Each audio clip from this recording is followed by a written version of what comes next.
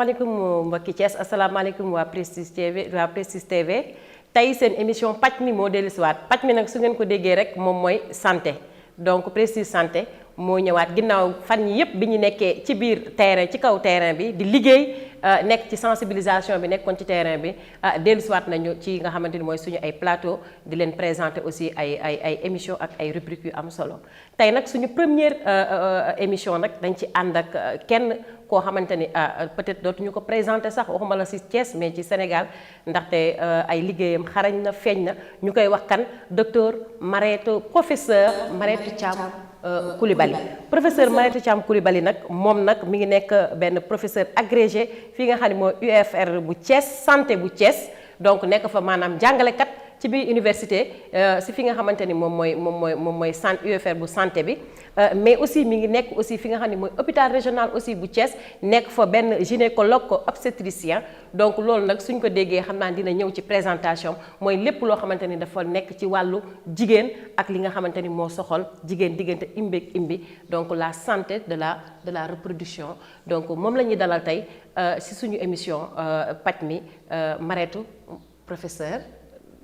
ñoo ngi lay nuyu di la dalal si suñu plateau. maa ngi lay nuyu jërëjëf Soxna Diary maa ngi lay remercier ci invitation bi di nuyu sa téléspectateur yëpp waa Prestige TV aussi ne am mbégte nag tey bu baax ñëw fekkee si émission bi ànd ci ak yow. merci professeur tey ñi ngi si benn période bu am solo depuis un bon bout de temps dañu taxawoon. ndax lii lu naan nag lu nekk la ko yëngal la ko ëpp lu yëngu rek la ko yëngal moo ko ëpp doole muy li nga xamante ni mooy mbas mi ku ne xam na ni mbas mi wax dëgg yàlla lëmbe na àdduna bi mais yow wàll bi nga féete ci biir hôpital régional dafa am loo xamante ni ay impact maanaam li nga xamante ni njeexital gi nga xamante ni moom la paj mi am ci biir hôpital bi dina moo tax tey jii sa invitation fii mais balaa loolu dañ lay laaj professeur naka la hôpital dundee mbas mi. jërëjëf Diary ci question boobu je crois que mbas mi feebar bu bees la boo xam ne ñëpp gis nañ ni mu demee bu dul hôpital régional Thiès sax mën naa wax hôpitaux yëpp au niveau du Sénégal mais aussi ci àdduna bi yëpp parce que feebar bu bees la feebar boo xam ne dañ ko doon dégg ci Chine ñu yaakaar ne du fi yegg si sax mais ñu toog jamono di dox ba nga xam ne yegg si na ba ci biir Sénégal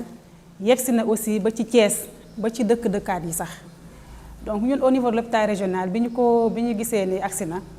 li ñu njëkk a def mooy créer benn comité Covid boo xam ne ñi ko composé ñëpp ci personnel bi am na ay docteurs am na ay infirmiers ay majors ay agents de santé ak ay personnels yoo xam ne affaire hygiène la ñuy toppatoo donc comité boobu bi ñu ko tegee c'était vraiment pour répondre à la demande c'est-à-dire xamoon nañ ni feebar bi dina yegsi boobu sax biñ koy commencé amaguñu woon cas hôpital mais vraiment ñu njëkk ci loolu ba nga xam ne bu amoon tamit wala buy ñëw ci ñun dinañ am préparation bi ci war yépp ba nga xam ne dinañ mën a répondre ci pandémie boobu. donc comité boobu comme ni ma ko waxee ay médecins ay infirmiers ak ay sages-femmes ak ñëpp a ngi ci biir bi ñu ko mettre en place avec l'administration de l'hôpital ñi nga xam ne ñoo ko jiitee dem nañ au niveau central notamment au niveau de la région médicale parce que hôpital xam nga ci mu ngi ci région bi te région bi au-delà de l'hôpital nga xam ne moom mooy centre de référence bi am na la région médicale am na aussi les districts les postes ak ñëpp donc au niveau de la région médicale njëkkoon na am ay formation yoo xam ne ñi nekk responsable ci comité boobu ñoom ñoo njëkkoon dem def formation ci feebar bi ndax feebar bi feebar bu bees la mosuñu ko xam virus bi kenn mësu ko gis donc il fallait vraiment ñu njëkkee loolu mooy formation bi ñi jiite comité bi ñu demee jógee ci formation boobu bi ñu ñëwee au niveau de l'hôpital ñu daal di def ay plusieurs sessions de formation du personnel pour xamal nit ñi feebar bu bees boobu naka la demee naka lay wàllantee naka lay def ci doomu aadama ak quels sont les risques yi nga xam ne yooyu la ñi nga xam ne dañu am infection bi di courir. donc formation boobu intéressé na hôpital bi yépp ñun ñëpp participer nañ ci ba jàng lépp lu ci war a yépp ñu xam ko bi ñu paree ci formation bi avec aussi l'administration de l'hôpital ñu def li ñuy wax vraiment la dotation en matériel de protection pour fajkat yi ndax loolu lu am solo la ci feebar bi dinañ ciy dugg si waat xam naa ci kanam donc mettre à la disposition du personnel lépp li nga xam ne ay matukaay la yoo xam ne war nañ ko mën a utiliser pour que ñu mën a protéger wu ak aussi protéger malades yi nga xam ne dañuy ñëw ci hôpital bi. Donc loolu nekkoon aussi un aspect important, c'est-à-dire la dotation en matériel ay masques ak ay produits de désinfection pour que personnel bi mën a vraiment à ce niveau-là avoir tout le matériel qu'il faut pour pouvoir se protéger et protéger les malades. Donc à part loolu def nañ aussi ay aménagement des locaux, aménagement aussi ba nga xam ne bu ñu amee ay cas suspects dinañ am yoon bu ñu leen di jaarale ba nga xam ne duñu am ak benn relation yeneen maladies yi nga xam ne dañuy ñëw ci hôpital bi ba nga xam ne ay risque de circuit spécial boo xam ne bu ñu ñëwee s'il y a un cas suspect foofu lañ koy jaarale laaj ko question yi nga xam ne moom lañ ko war a laaj confirmer ne que peut-être cas suspect la daal di koy yóbbu ci benn isolement boo xam ne fa lañ koy teg def prélèvement yi nga xam ne war nañ ko def yónnee ko au niveau de Dakar parce que à l'époque prélèvement yooyu yëpp dañ ko daan yónnee fële à Dakar et puis xaar résultat yi bu résultat bi ñëwee su négatifee ñu daal di koy toppatoo ni nga ko war a toppatooyee xool li ko fi indi woon seet vraiment lan la toppatoo ko su nekkee nag c'est positif am na aussi beneen yoon bu mu war a jaar pour mën a bénéficier de la prise en charge. Donc globalement daal mën naa wax ne axes yooyu la ñu posé dès que bi ñu déggee ne affaire bi yegsi na boobu yegseegul sax Thiès pour vraiment prendre les dispositions qu'il faut ba nga xam ne bu yegsee ci ñun aussi dinañ ko mën a jël en charge correctement waaw. D'accord. Donc bien que yegsi na yegseegul waaye defe naa ni léegi yegsi na parce que ku dem hôpital régional xam ne actuellement nii am na benn bërëb boo xamante ni wax dëgg yàlla moo fay accueillir ñi nga xam ne mooy malades yi nga xamante ni ñoom ñoo am Covid-19 bi. Loolu tamit ma koy laaj parce que mooy li ma wax rek hôpital bi ak les autres services parce que loolu am nekk na ci benn service kese lañ ko def ak yéen waa maternité mu yor service bi nga xamante ni yow yaa fay responsabilité yaa fay nekk responsable yan matuwaay ngeen jël maanaam yan moyen yan dispositif ngeen teg ba nga xamante ni yéen seen service joteewul ak lenn ak dispositif boobu ñu teg buy accueillir malade yi. waaw au niveau de la maternité ñun actuellement def nañ disposition yi ñu war a def yépp pour comme ni ma ko waxee tout à l'heure déjà ci hôpital bi ci boppam disposition yooyu jëloon nañ ko en charge mais aussi service boo mënti dem que mu nekk maternité que mu nekk dermatologie cardiologie chirurgie foo mënti dem aussi ci biir hôpital bi disposition yooyu mettre nañ ko en place en interne li ci jëkk mooy teg ay bassines yoo xam ne dañ ciy def ndox ak désinfectant balaa ngaa dugg ci biir service bi mën nga raxas say loxo ba mu set. Docteur est-ce que actuellement nii nit yi dañuy sonn léegi émission bi mooy nga leeral nit ñi dama bëgg nit ñi bu ñu génnee ci émission bi nit ñi fëx dem hôpital maanaam dispositif bi ngeen tam depuis nag à l'entrée bu ñu taxawee ci porte ba koroog ngay yegg si biir maternité. waaw ba depuis boo dugg si hôpital bi moom déjà dinañ la thermoflash li ñuy wax seet sa température parce que xam nga feebar bi mandarga yi ci gën a njëkk yi ci gën a seetlu température bi élevé la mooy sa yaram dafay tàng yaram bu tàng bi léeg-léeg aussi nga am di sa xët wala ngay am ay rhinore di am ay mel ni ku soj donc mais mandarga yi ñu ci gën a seetlu fièvre bi am na ci solo bu baax. Donc li ci jiitu booy dugg ci hôpital bi dinañ la seet ndax sa température élevé na wala déet bu fekkee ne élevé na comme ni ma la wax sànq circuit boobu ñu mettre en place mën nañ la fa yóbbu ba clarifier loolu est-ce que da nga ko am wala amuloo ko. Voilà ça dépend aussi parce que du ñu am fièvre ñëpp sax la ñu isolé mais dinañ la am question yu ñu lay poser yoo xam ne pour xool ndax est-ce que nekk nga en contact ko ak koo xam ne amoon na feebar bi wala est-ce que da nga jóge foo xam ne feebar bi dafa bëri wala nangam ak nangam. Questionnaire boobu noonu mooy njëkk a filtrer ñi am température boobu. léegi suñ ci paree ci la ñu doog a xam ndax est-ce que yow nekk nga cas boo xam ne dañ la war a seet xoolal nga xam ndax amoo feebar bi wala est-ce que yow amoo rien à voir avec loolu peut-être leneen moo la indi beneen feebar boo xam ne dafay indi température bu élevée. Donc su loolu weesoo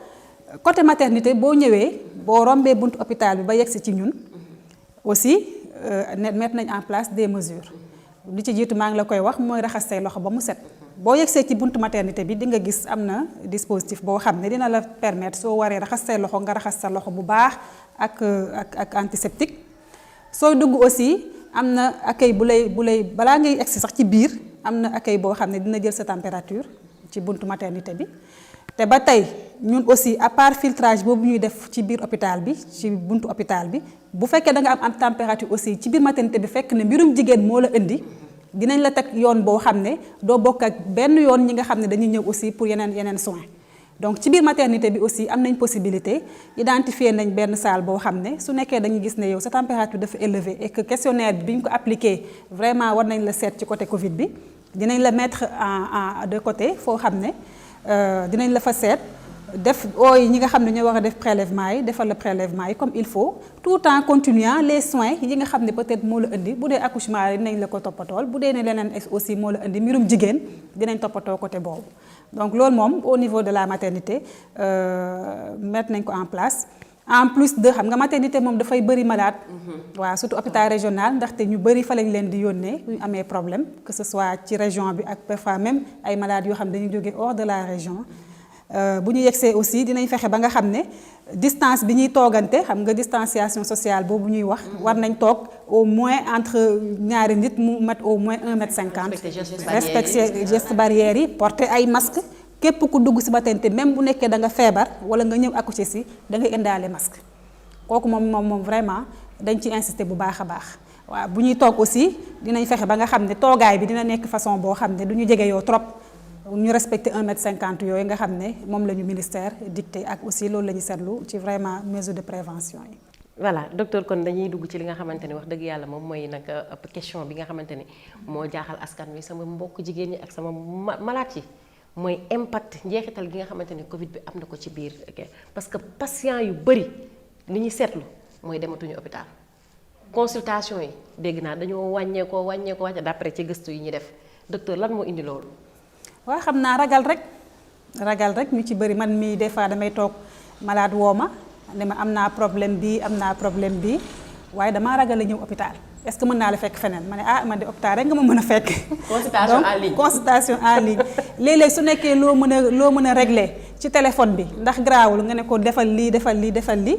mais su nekkee loo xam ne dafa war a ñëw hôpital nag ne ko na nga ñëw hôpital.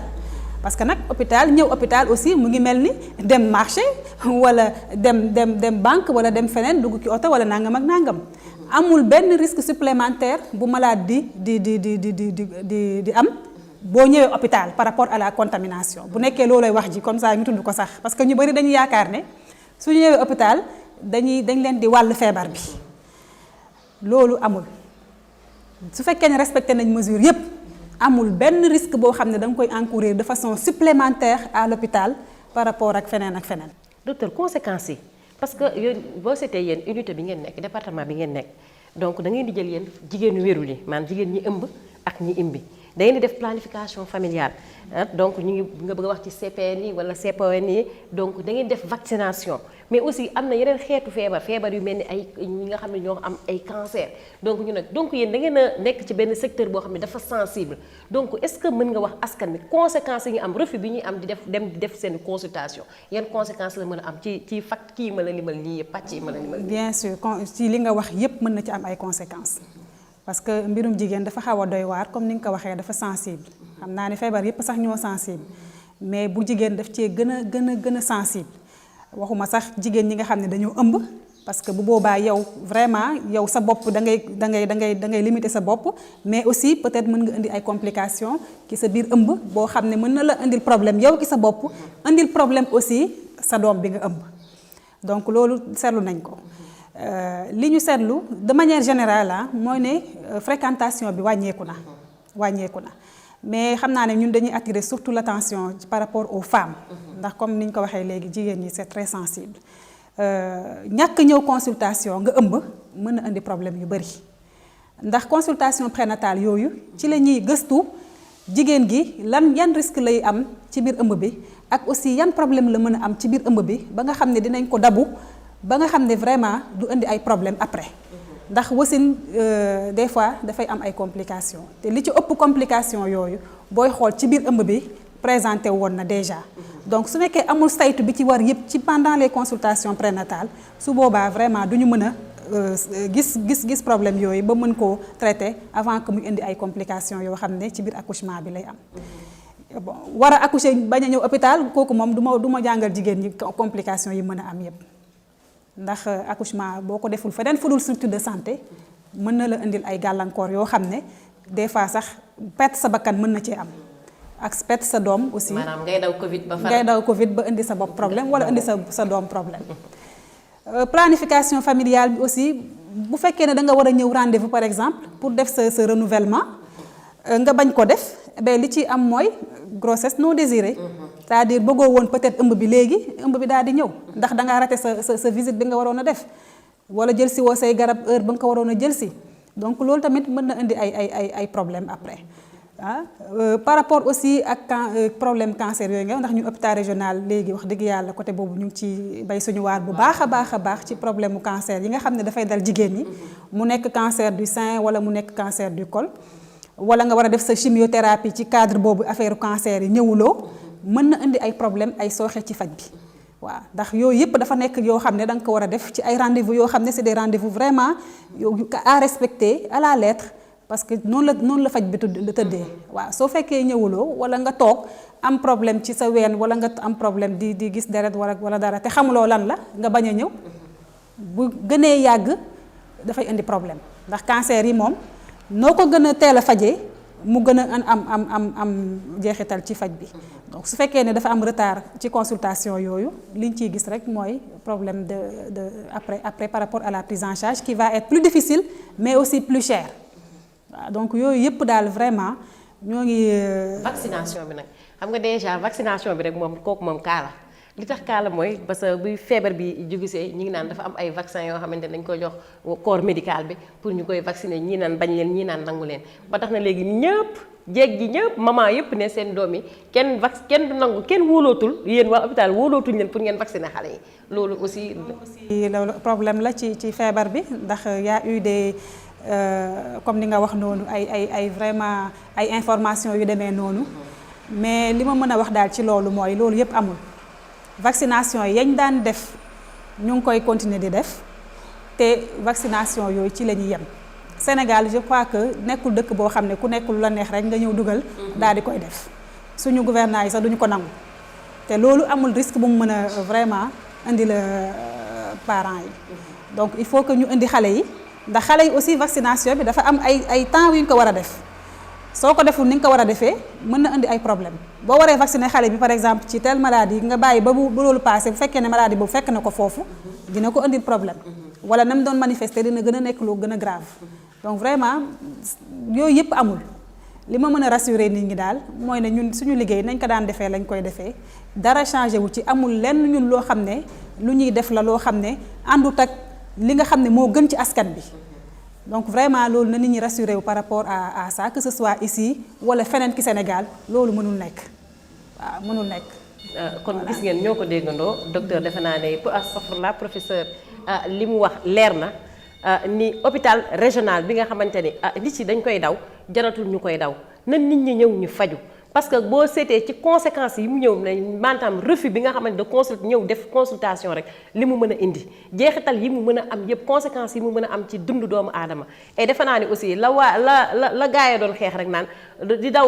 na ma xiif gi rey moo gën Covid bi rey ma waaye aussi di daw Covid bi aussi ba rey sa bopp parce que aussi consultation yi soo koy def yow yaa ngi ñëw yaa ngi jël say médicaments yow yàlla mën na la may yow sax yaa di gën a nekk en sécurité sax ñi ki nga xamante ni feebarul demul hôpital dara dal ko parce que ki dem hôpital kooku mën nañoo xam li ko dal ci teel mais ki nga xam ne dafa toog këram rek dara demul fenn maara day taali feebar bi defe naa ne ñooñu sax lay gën a gaaw a faagaagal que ki nga xamante ni moom wax dëgg yàlla mi ngi dem hôpital di respecter ay rendez-vous am te tamit nañ leen yombalal aussi ñi nga xamante ni mooy docteurs yi faj bi parce que après Covid bi aussi je pense que ni dinañ war a am benn rush boo xam ne en docteur si bu ñu demul consultation moo xam ne docteurs yi duñu attan feebar bu mel ni cancer boo seetee boo demee benn sa traitement boo ko interrompre am na moment boo xam ne boo dem dañ lay delloowaat ginnaaw te loolu non seulement waxuma nag temps bi ngay perte ak risque bi nga am ci say bakkan mais koom bi nga xamante ne xaalis bi ngay ñàkkaat rek parce que da ngay reprendre traitement bi à zéro donc loolu jar na la xale yu femmes yi nga xamante ne ñoom ñoo nekk enceinte mooy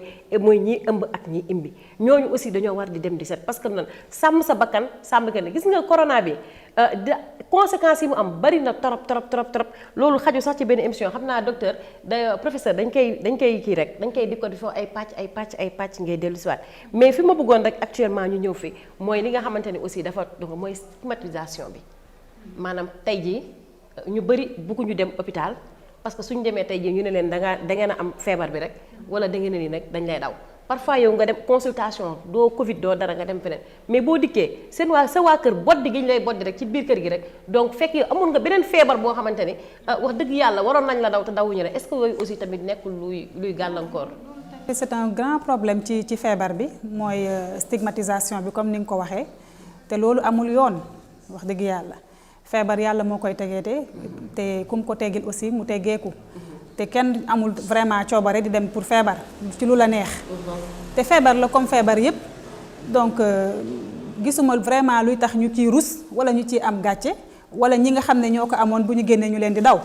parce que ku ci xas ba wér nga donc war nga mën a reprendre say activité dellu ki sa kër def say activité ni nga ko daan defee sans pour autant que vraiment mu am problème loolu rafetul sax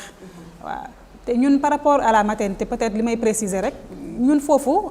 parce que jigéen ñi aussi war nañu xam ndax ñun comme li ma la wax sànq sensibilité affaire jigéen dafa doy waar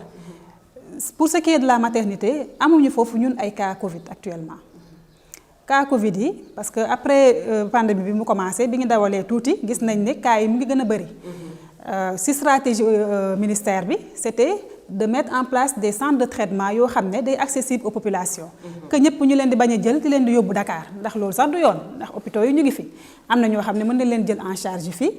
bu ñu fekkee ne loolu mën na nekk ñu jël leen en charge fii moo gën ñu leen di yóbbu ba Dakar donc dans ce cadre là bi ñu demee ba ci kanam ministère dafa mettre en place au niveau de l'hôpital régional benn centre de traitement pour Covid yi mais centre de traitement boobu ça n'a rien à voir avec les autres activités activité la bu am ci benn service ci benn pàcc boo xam ne même service ba sax du yëpp ñoo fay ay cas Covid am na partie boo xam ne dañ fay jël cas Covid yi am na beneen partie boo xam ne ña fa daan faju di fa hospitaliser ba tey ñu ngi fay faju di hospitaliser donc loolu ça n'a rien à voir ak le reste des activités au niveau de l'hôpital à la maternité nekkul centre de traitement bu amoon cas sax dañ koy jël yóbbu ko ci centre de traitement boobu ci pàcc boobu ma lay wax nga xam ne mu ngi ci biir hôpital bi donc vraiment amul ay risques yoo xam ne yu extrêmement important la yoo xam ne ba tax nit ñi daw voilà ñu ngi daal wax loolu population yi que nañu dellu si def seen consultation prénatale nu mu ko doon defee def seen consultation rendez-vous pour la planification familiale seen rendez-vous yi nga xam ne pour échographie la pour vaccination pour consultation rek mën nga toog am feebar wala nga gis problème mu jigéen na nga ñëw ndax vraiment amul benn problème par rapport à ça ña fa nekkoon buñ fekkee ne yokkuwuñu sax dawuñu médecins yi ñun ñu ngi fa dara jotuñu donc vraiment ñu ngi leen di rassurer bon risques yi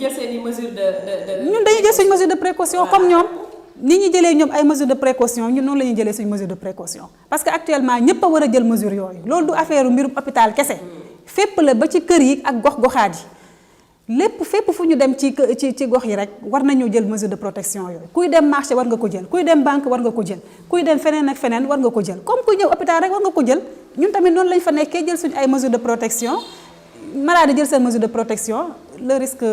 n'est pas plus important. kon ñoo ko déggandoo du ma wàll kenn duñu wàll kenn docteur yi duñu wàll kenn patient yi duñu wàll kenn bu ñëpp jëlee seen ay précautions defe naa ni respecter gestes barrières yi defe naa ni dinañ mën a faj ci anam gu sell ba kenn du mën a yóbbu feebar ku ñëw faju dem sa yoon defe naa ni loolu la tey professeur taxawaay boobu la taxawee fii donc professeur xam naa ni instant bi nii temps bi dem na mais dama lay bàyyi rek nga def sa appel parce que tey première émission bi loolu la ñu waxoon dañuy woo nit ñi def appel pour que nit ñi dellusiwaat ci hôpital yi ban appel ngay def sa dernier mot nga def ko benn appel général ñaaxaat nit ñi ñaaxaat jigéen ñi ñaaxaat góor ñi ñëpp ñu ñëw di faju ci ndax xoddikukat balaa ngay laqale. waaw ci loolu rek laay terminer aussi de ñaaxaat population yëpp sama mbokku jigéen ñi surtout ndax man moom comme ni nga ko waxee sànq gynécologue obstétricienne la mbirum jigéen laay toppatoo. Et je crois que même au-delà de jigéen ñi c'est toutes les populations nañu ñëw à l'hôpital ku ci war a ñëw faju si na nga ñëw faju si ku ci am diabète na nga ñëw faju si ku ci am hypertension na nga ñëw faju si ku ci am problème beneen aussi na nga ñëw faju si parce que yooyu yëpp ñu ngi fi ak Covid bi. Covid bi moom kese warul nekk actuellement problème bi ñu war a seet. problème yëpp la ñu war a seet et ku ci am daal feebar na nga ñëw hôpital ku ci am lu la jaaxal na nga ñëw hôpital sama mbokku jigéen ñi nañuy respecter seen rendez-vous yi. amul benn problème au niveau de la maternité ñu ngi fa di leen di xaar comme nañ leen daan xaaree. yow xam nga ne hôpital régional wax dëgg yàlla yow ñëw nga fa gis nga changement yi fa am yëpp donc vraiment loolu yëpp bu ñu koy def c'est pour que bu ñu ñëwee ñu mën a nekk dans de meilleures conditions te loolu ci la ñuy continuer et puis di leen ñaax daal nañu ñëw def seen visite def seen consultation comme nañ ko daan defee ku ci am rendez-vous bul ko raté na nga ñëw bu ko defee lépp lu ñu war ci yow rek dinañ ko def incha allah ndax ñu loolu rek la ñuy xaar. professeur est-ce que yar na léegi di demati Dakar par rapport ak hôpital régional yi fa nekk. ñun de li ñuy yónnee Dakar léegi lu néew a néew la waaw parce que xam nga maternité dafa changé léegi bu baax a baax maa ngi la koy wax léegi problème mu cancer yi léegi pratiquement li ñuy dem hôpital Dantec bëreetul lu ci ëpp pour peut-être pour loo xam ne amul ci ñun ay radiothérapie wala protocole de chimiothérapie mais même chimiothérapie bi sax bu ñu la defalee protocole yooyu yëpp sax mu ngi wàcc ci Thiès ndax suñu collègue docteur Lamine Gueye mu ngi ciy def liggéey bu am solo yooyu yëpp ñu koy nuyu de passage yooyu yëpp ñu ngi ko def vraiment mettre ko en place pour que vraiment population yi di mën a faju fii ji ñu dëkkee nga xam ne dem Dakar bi dina wàññeeku bu baax ndax dafa metti woon ci jigéen ñi waaw dafa metti woon trop ci jigéen ñi donc en dehors de ça maternité bi accouchement yi gis nga ne yokk nañ matériel bu baax am nañ bloc bu bees vraiment yooyu yëpp personnel bu xarañ boo xam ne tout le temps ñu ngi leen di former ay professeurs ay médecins yoo xam ne vraiment yu xarañ lañ ci mbir moomu donc vraiment ñu ngi appeler les populations à venir et puis à respecter leur rendez-vous comme ni ñu ko waxee sànq. professeur sa dernier mot ak koy gën. sama dernier mot xanaa di la remercier rek di la remercier ci initiative bi di la assurer aussi de notre disponibilité parce que ñun suñu rôle tamit loolu la c'est-à-dire vraiment di ñëw waxtaan ak askan bi ci question de santé yépp et puis de répondre aussi à leurs demandes parce que parfois peut-être hôpital dina xat-xat boo xam ne ak feebar yi duñ ko mën a def comme ni ñu ko mën a defee duñ ko bëgg a defee mais ñi nga xam ne feebar duñ toog seen kër am ay questions wala am ay préoccupations ce sont des moments yoo xam ne war nañ ko mën utiliser pour gën a leen sensibiliser par rapport à seen préoccupations yooyu et puis vraiment ñun ñu ngi fi daal pour loolu di la remercier encore di remercier Prestige TV di remercier seen téléspectateurs yépp ci kii bi émission bi merci. Merci beaucoup professeur déjà ci disponibilité bi xam naa ne suñu collaboration yàgg na waaye nag li ñuy jógte rek nekk mooy njëriñu askan wi maanaam fu askan wi soxlaa rek ñu ñëw fekk ci leen te defe naa ni ñëw Prestige mooy nekk li nga xamante ni mooy meilleur moyen bi nga xamante ni mën nga jàllale sa message ba nga xamante ni di nga toucher le maximum possible de cible defe naa ni loolu moom mooy li nga xam ne mooy njëriñu émission yi. kon professeur Marietou Thiam Coulibaly moom lañ dalaloon tey mi nga xamante ni gynécologue obstétricienne la nekk ci hôpital régional bu Thiès en plus nekk aussi professeur ci université bi nga xamante ni moom rek URF santé bu université bu Thiès aussi mu nekk fa ñu koy remercier di ko ñaanal aussi xam-xamam yàlla na màcc gën a yokku parce que jigéen la te gis nañ li muy def aussi ci jigéen ñi kon professeur yàlla na sa jàmm yàgg di leen wax ni nag professeur duñ ko bàyyi dinañ ànd ak moom ci ay émission ndaxte département bi mu nekk dafa yaatu dafa bëri ay pàcc ak ay pàcc te benn bu ci nekk boo rek dinañ ko jël benn par benn mu ñëw toog fii bu mu mënul ñëw it mu am ko mu yebal mu ñëw toog fii bu ko defee ñuy échanger lépp loo xamante ne question la wala inquiétude loo xam ne askan wi soxla nañ ko bu boobaa ñoom dinañ ko mën a répondre ndax hôpital xat na xat goo xamante ni du lépp nga fa mën a wax mais comme ni mu ko waxee plateau yi dañuy permettre ñu mën a leeral lu bari te askan wu bari mën cee jot. kon mbokk yeeg xarit yi loolu lañu indiloon tey ci émission paj mi ngeen àndoon ko ak seen xarit Diary Camara ma ànd ak sama caméraman yi tey jii sama technicien Moussa ak Cheikh ma leen di jaajëfal bu baax a baax di gërëm aussi waa hôpital régional bu baax parce que département bi ñu dugg tey foofu sama kër la muy maternité dama koy commencé ci sama yaay yi fi nekk tata Munina ak madame Mangane sama yaayu xol boobu su ma génnee foofu ma nuyu sama docteur de cœur moom laa koy wax à chaque fois docteur Lamine Gueye su ma génnee foofu aussi ma jaar ci unité chimiothérapie bi nekk foofu di def coucou sama yaay Aïssatou ak Fatima donc ñoom ñoo fa nekk di nuyu waa hôpital régional yëpp di nuyu Faye vigile ba nekk ca bunt ba sama xarit bi dama ko sonal saa su ma ñëwee damay dugg laissez-passer laa am biir hôpital régional te ñoom ñoo ko di sant di gërëm aussi le professeur Maretou Thiam Coulibaly pour plusieurs régions du tey rek moo tax ma koy wax parce que gis naa combat bi muy mëne confiance bi nga xam ne am na ko ci man am ko ci groupe Prestige donc monsieur le DG dama lay ñaan ne la kii c'est un partenaire de taille donc dañ ko téye parce que objectif am bëri na li mu bëgg a def ci biir hôpital bi bëri na te defe naa ne Prestige bu ko gungee dinañ ko mën atteindre kon mbokk yeeg xarit yi lii laa leen indiloon tey ci li nga xamante ni mooy seen rubrique santé paj mi àndoon ko ak docteur Maretou Thiam Coulibaly di leen jox dig daje ba beneen yoon ci beneen émission merci.